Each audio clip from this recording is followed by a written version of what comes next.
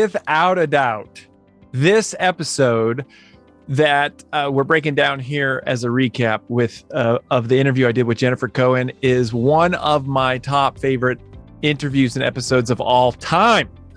Why? Well, probably because this is one of our clients celebrating such a huge win, and it fires me up and makes me so excited and so proud and so honored to be associated with what she has done. This is why we started Brand Builders Group. Welcome to this special recap edition of the Influential Personal Brand Podcast. It's your man, Rory Vaden, talking about that interview with Jen. And I mean, this is why we started this company. Like seeing our clients win makes me so freaking happy. And we just are in terms of that right now, we are on a roll. I mean, we have 2 clients on the New York Times bestseller list right now. We had another client hit number 4 on the Wall Street Journal bestseller list. We've had like 3 clients hit number 1 in their category on Amazon those are specific to book launches. We have 2 clients that have gotten over 100,000 TikTok followers in less than a month. We have another longtime client who closed a $300,000 consulting deal, which he says is a lot based on his personal brand. I mean, we've got clients doing $30,000, $50,000 a month consistently. These are the clients we've been working with for a couple of years. And it's so amazing to see this happening for them. Because it takes time. I mean, we tell people it takes time. And now that we've been around as a company for a couple of years, we're starting to see all of these early manifestations of work that these people have been doing for a couple of years, like a year or 2, and now it's starting to hit and it's starting to get so exciting. And this interview with Jen, really represents that. And if you missed the interview, okay, what am I talking about? This is one of our clients who hired us for a very specific reason, followed our process, which is my first takeaway. Okay. So just, to get to my 3 biggest highlights and takeaways, this is the first one: follow the process. Because she hired us specifically, she got an opportunity to do a TED Talk. She had watched us do work with one of her friends. She sat in on a private brand strategy session with one of her friends, Darren. Shout out to Darren Prince. Love you, buddy. And then, hired us to help her with her TED Talk.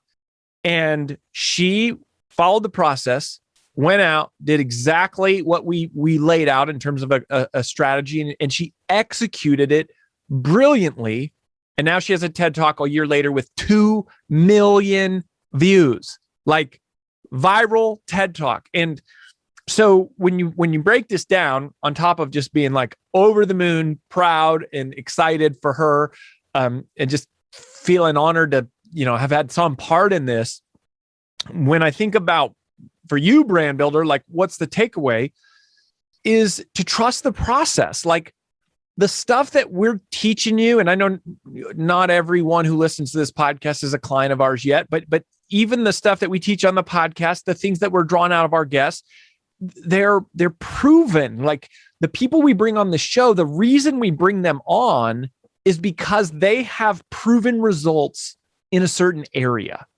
And that is why we bring them on, right? And that's why if you go, how come every once in a while, Rory will bring on like a stranger, and sometimes it's a client, and sometimes it's like a friend of his from a long time ago. And sometimes it's like it's because we're bringing them because each of our guests has a superpower that is proven. And if you follow the things they do and you invest in the long term, and you have faith, and you have the discipline to execute in the short term and the faith to persevere for a while. And this is what's so exciting is like, it's not even 5 or 10 years. We're talking about a couple years, like a year or 2 down the road. In Jen's case, it was a year. It was like 1 year from the date she hired us to where she had 2 million views on her TED Talk. The whole window was was about a year. I was actually just over a year. And her life has changed. I mean, listen to the interview. She's talking about her life has changed. She's got these flood of inquiries, and her email list is growing, and she's getting business opportunities because she followed the process and she was faithful to that and humble, right? I mean, she and this is the tricky thing about, Jen and a lot of our clients is, how we can't really take, a ton of credit because the clients, a lot of the clients every client that we work with comes to us with like this raw material. And in some cases it's pretty well polished. Some of our clients are very well known, and Jen is already a rock star. Like she's already a bad mama jamma. Like, but that's part of the power is going, she humbled herself to go, you know what, in this specific area, I think I could, maybe use some help, hired us, invested the time, and then actually followed the process. And I think, that level of humility is really important. It's the people who succeed are the ones who are like humble enough to learn something and humble enough to follow the process and not think they've got it all figured out. And this is, me included. The reason I host this show, right, in addition to wanting to serve you, is if you can't hear, is like I'm learning. Like my plan as a host for the show is I'm trying to draw out all of the things that I want to know and that I want to learn so that we can learn together, because there's so many things that we don't do that well, or that we just know a little bit about, or some things. I mean, we've got an episode coming up here about chat bots. You'll see when we get there. Like we have no clue what we're doing. Like we just know enough to know we're completely missing the boat on this. And that's a characteristic and an attribute that I hope you embody. Not because we want you to hire us, although we'd love that, or not because we're saying you need to go hire someone else, but because that's an attribute of successful people, that they're humble enough to learn a process and follow the process. And Jen this is a great example of that. And it she deserves all the credit because she did it. But she followed this, and I just love that. And I wish the same for you. And by the way, those of you who are clients of Brand Builders, okay, if you've been through our world-class presentation craft training, okay, whether you did that as a private brand strategy session or if you came through that event, or if you've gone through it in your one-on-one calls with our strategists, or if you're one of our clients and you haven't been through it yet, but you have access to the recordings, if you watch that world-class presentation craft training, or if you've been through it, you can literally go watch Jen's TED Talk, which we will put a link to. Her TED Talk, well, we'll talk about the title in a second.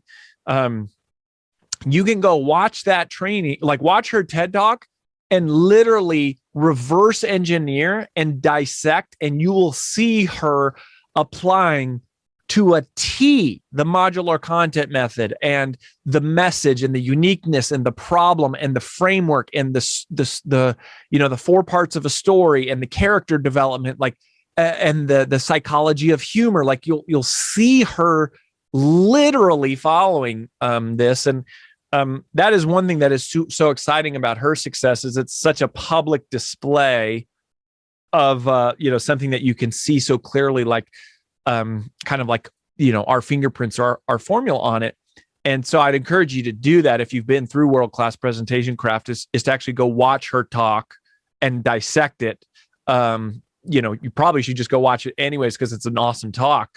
But no matter how good we are, if someone doesn't follow the process, it doesn't matter. And no matter, how good we are, if somebody, if we can't, we can't do anything, like our help is worthless if someone isn't willing to be awesome and do the work. So it's a weird thing where it's like, we can't really take any of the credit because they're the ones willing to do it. And Jen is just a great example of it, but it sure is fun to see the wins. And, like I said, not just with her TED Talk, we've got some other massive client wins going on right now that are very public, which is awesome. Follow the process. Okay. Second takeaway, which is something that if you've been through Brand DNA or if you hang around Brand Builders Group at all, we talk about all the time, one message.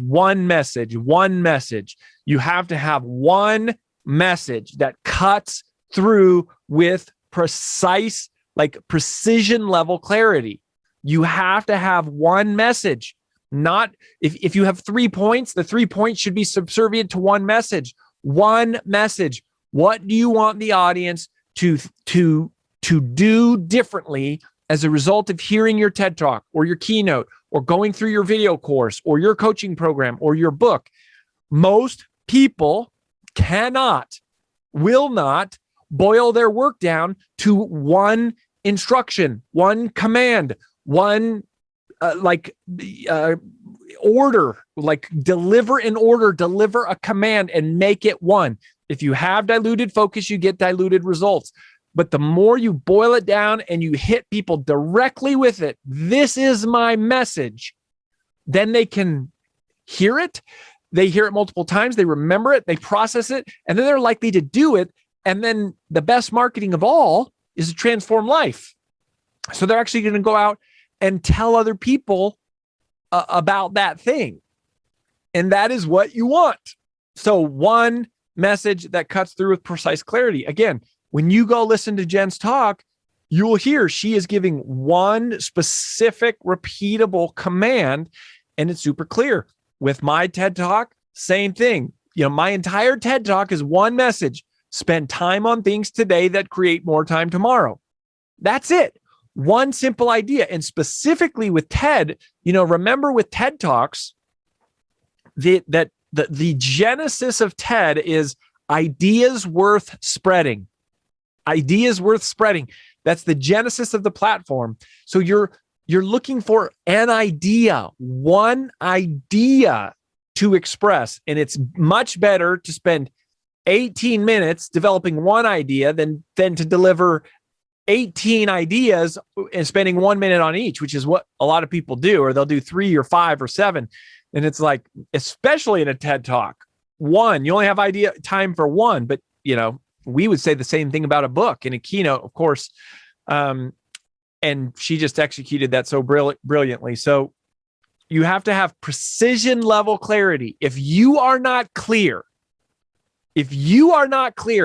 in one sentence, what you want your reader or your participant or your audience member to do after they're done listening to you, how are they ever going to be clear themselves? Like, if you aren't clear on exactly what you want them to do, how are they going to be clear? And that boggles my mind how authors and content creators can spend 4 hours talking about something and not be clear on the one thing they want people to go do. What's the one thing you want them to do? Take the Stairs was do the things you don't feel like doing. That's the whole book, the whole premise, the whole goal, the whole movement is around encouraging, empowering, challenging, inspiring people to do things they don't want to do. Procrastinate on purpose, or how to multiply time, is spend time on things today that create more time tomorrow. It's a smaller idea expanded in a bigger way, not a bunch of ideas expanded upon in little ways. As my mentor, one of my main mentors, Eric Chester, used to say, Rory, it's always better to say a lot about a little than to say a little about a lot. Say a lot about a little than a little about a lot. So that's key. And then the third big takeaway, which I wanted to actually color in a little bit for you, because you wouldn't have seen this, but, and again, this is just another shout out to Jen for her humility and her coachability and her adaptability and flexibility, which is kind of ironic for a woman whose whole TED Talk is about being bold, because she's all about it. That is her life and that is her story. And yet being bold doesn't mean not being humble. And she just lived this perfectly. Is your title should be about the destination, not the vehicle. The titles you use should be destinations, not vehicles. And this is what I wanted to color in for you, because when we were working with Jen and we were talking about the title of her talk, there were several different renditions or concepts that came up that she was kind of presenting as like potential titles. And they were all around boldness, which is what her uniqueness is. For those of you that speak, brand builders speak from brand DNA, her uniqueness is boldness, and it's all about being bold. Well, the what she did, the very natural thing, which is what so many people do, which is the mistake that I've made. Those of you that have heard me tell the story with procrastinating on purpose. Procrastinating on purpose is a vehicle. It's not a destination. It's not a good title. It's a bad title. It's not a bad concept. It's just a bad title because it's a vehicle. The vehicle takes you to a place, but your titles should be destinations. Multiply your time is a destination. That's a result. That is a great title, which is why the TED Talk called How to Multiply Your Time went viral, even though my book called Procrastinate on Purpose, which is exactly the same content, that book doesn't sell very well because of a bad title. We know the content is great because the TED Talk proves it. People love it. It's not just good, it's amazing. It's worth going viral. How come the book doesn't sell? Because the cover isn't clear. The title is marketing a vehicle instead of marketing a destination. And the natural instinct of content creators, of which I am the number one, like this is how we learned this. This was my greatest marketing mistake of my career, is that I marketed the vehicle because I'm passionate about the vehicle. I'm passionate about the solution. But you don't want to market the solution. You want to market the payoff of the solution, the result of the solution. You don't market the how-to, you teach the how-to. You market what shows up as the result of the how-to. We say the destination, the results, the payoff. Those are the things that you market as the title. And here's several of her initial titles were like, bold is the new healthy. That was one of the things that she wanted to call it. Well, healthy is a destination. So the word healthy could have fit as a potential title, but bold is not a destination. Like bold is a vehicle. Bold is her mechanism. The way to change your life is to be more bold. Bold is her how-to. That is the thing you have to do to change your life. But when you do marketing, you don't market the thing you have to do to change your life. You market what shows up as a result of having done the thing you have to do. In other words, when you are bold, what happens? That's what the title is. When you are bold, what shows up, what occurs, what change happens? That is what is the title. And, so she had a lot of titles around bold. The other thing that she wanted to do was potentially call the speech the 10% target. The 10% target. Now, when you listen to the speech, you'll hear that the 10% target is her framework. That was something we helped her come up with. We teach people how to create their own frameworks, right? Well, 10% target is a great name for a framework. It's a terrible name for a title. Why? Because the 10% target isn't clear. I don't know what that is. And remember, and if you haven't heard this before, or even if you've had, write this down, right? Like etch this in stone from Rory Vaden. Clear is greater than clever. Clear is greater than clever. Clear is greater than clever. Clear is greater than clever. The 10% target works for the name of a framework because you're only talking about it to people who know what it is as you're explaining it. But it doesn't work as a title because it's not clear. I don't know what that is. I mean, when you hear the 10% target, your first thought is, what is that? That's how you know a title sucks, is if people hear the title and they go, what is that? That's not what you want people to say when they hear your title, whether it's a TED Talk, a video course, a subject line of an email sequence, or a book title. You don't want them to say, what is that? You want them to say, how do I get that? Right? You don't want a title to be confusing. You don't want it to be curiosity invoking. You want it to be enticing. And so the 10% target isn't clear. So what did she call her TED Talk, right? So, okay, if it's not bold and it's not healthy, and the reason we eventually went from healthy, even though her background was like a fitness person, that's like part of her past, but that's not who she wants to be in the future. Like, so the reason we went away from healthy wasn't because the concept of healthy works as a potential title. Healthy is a destination. It is something that shows it's a result. You like healthy is a byproduct of being disciplined. Discipline is a vehicle. Healthy is a destination. So healthy could have worked, but we're pivoting her brand away from health, which is where she has been known historically, and we're wanting to position her more as like a personal development kind of a person, right? So that is why we went away from that. But so that's why we didn't choose healthy. And so what did she go with? The secret to getting anything you want in life. That's it. That's the name of her talk. The secret to getting anything you want in life. Doesn't say anything about boldness. Doesn't say anything about the 10% target. But it's because that is, if you follow her formula of being bold and using the technique she teaches called the 10% target, what happens? According to Jennifer, anything you want. Like, that's what she is saying, is you can get anything you want by being more bold and by using the 10% target, which is ask for what you want 10 times, more or less. I forget the exact verbatim of her message, but it's been over a year and I can still remember off the top of my head a big part of what it is. The secret to getting anything you want in life is not a fancy title. It almost feels like boring. It almost feels like you would go, well, that's been done. That's unoriginal. That's generic.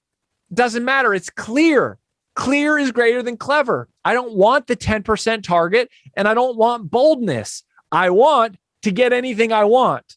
And I want the secret to getting anything I want. I mean, that is why it's a great title. And it's just, again, like she was willing to surrender her predispositions about what she liked and what she kind of thought for the kind of proven structure behind going, this is why we do it, without surrendering her identity, without surrendering, she's not just blindly saying, oh, I'm going to do everything you say to do. She weighed it though, right? She weighed it proportionately. And that really, really, really worked. So kudos to you, Jennifer Cohen. We're so proud of you. We learned a ton from watching you, and the talk is great. And, your story about Keanu Reeves is so memorable. And, you are now etched in TEDTalk history as one of the few viral talks. So thank you for letting us be a part of your journey, and keep going, girl. We're going to keep tabs on you. It'll be exciting to see where it goes from here. That's all we got for this edition of the Influential Personal Brand Podcast Recap. We'll catch you next time.